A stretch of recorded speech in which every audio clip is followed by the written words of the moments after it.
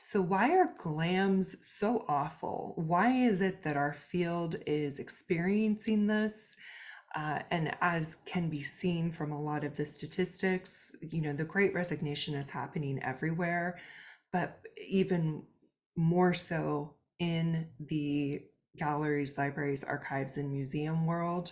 A lot of people are moving jobs, and more specifically for our field, a lot of people are leaving the field entirely.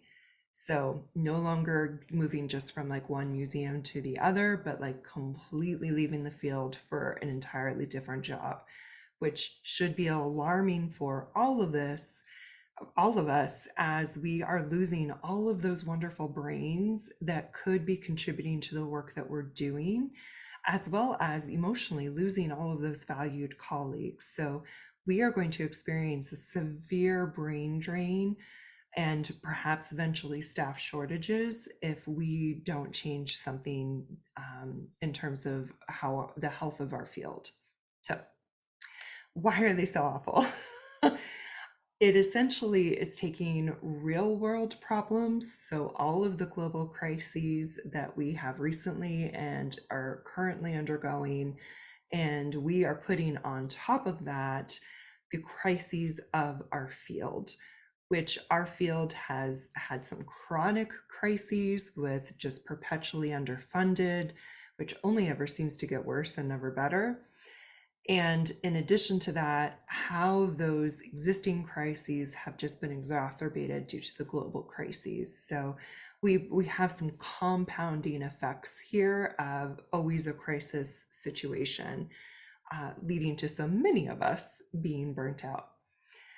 And specifically for GLAMs, while this can be true anywhere, I have found it to be the most true in the nonprofit sector, where poorly trained people are managing people that they should never be managing. Like, they have never received business training or managing people training, and they are more subject matter specialists who have been graduated upwards based on their subject specialty achievements and not on their people management achievements. So they've never acquired the knowledge to do that. They've never acquired the experience to do that.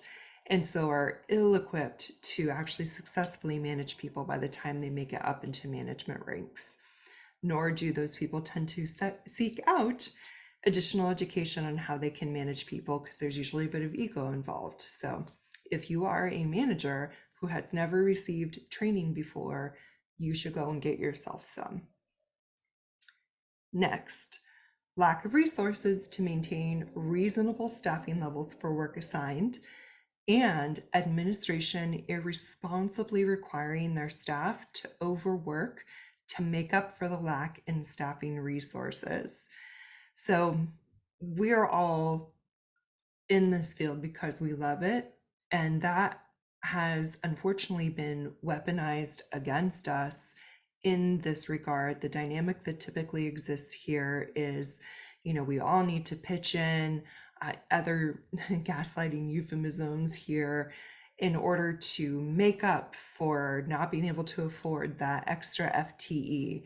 And as we've been chipping away at the resources available to GLAMs, there has only ever been an addition of work and a combination of positions, to the point where I am regularly working with clients where the people there are doing a minimum of 3 FTE jobs as 1 FTE person, which is just mind boggling and impossible. It's impossible to be successful when you have more than one job.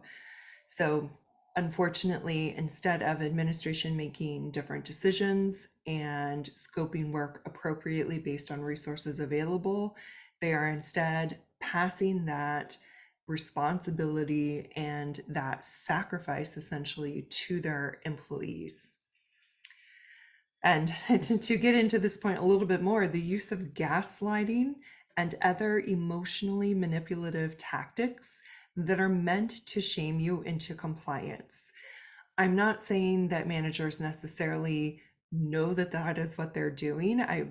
I hope that the majority of them aren't maliciously and knowingly doing this, but the majority of them, this is the effect of not solving the problem and putting it on you and using phrases like we should all pitch in around here or be a good girl kind of things to just get you to do the work without them taking on any responsibility of this completely unreasonable situation and ask.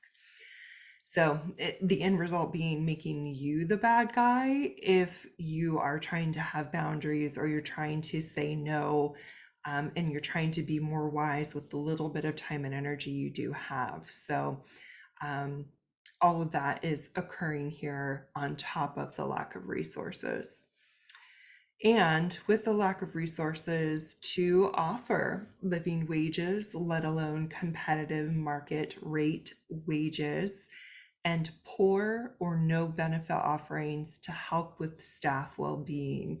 So not only are GLAMs asking us to do more work, 3 times plus as much work, not only are they making us feel bad emotionally if we are trying to have boundaries or make work more reasonable, they're also then not even paying us for that one FTE job, let alone the 3 FTE jobs you may be doing. So all of this is compounding, making us feel completely awful and having little to show for it in terms of at least financial recompense.